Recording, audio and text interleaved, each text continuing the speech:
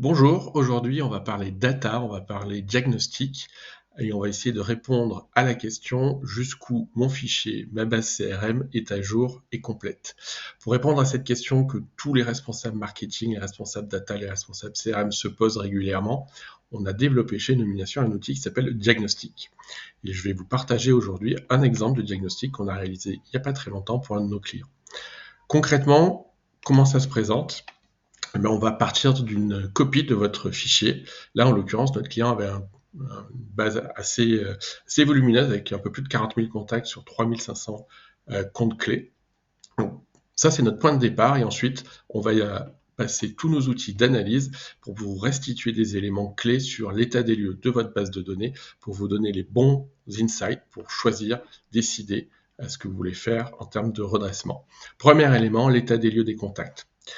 Et là, la question est toujours la même, c'est est-ce que mes contacts sont à jour? Dans cet exemple, on le voit, à plus de 37%, les contacts de nos clients n'étaient pas à jour. Alors, ça veut dire quoi pas à jour? Ça veut dire simplement que la personne a changé d'entreprise par rapport à l'entreprise indiquée dans le CRM.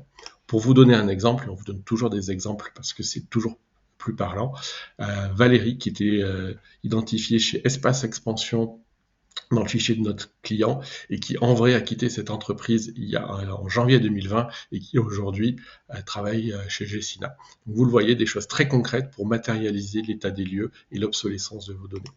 Deuxième élément, on va aller identifier les contacts qui manquent sur vos comptes.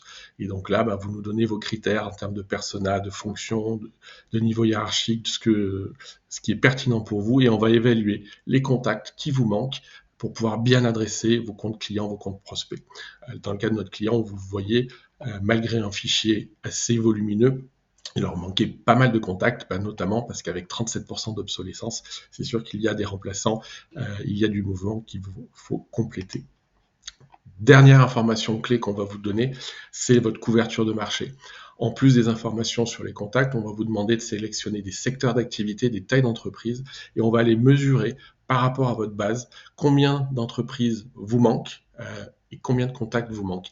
Là, vous le voyez, notre client avait un marché adressable assez significatif et il était à peu près sûr que son CRM était assez couvrant. La réponse n'est pas du tout, puisqu'il avait quasiment 50 000 prospects potentiels éligibles.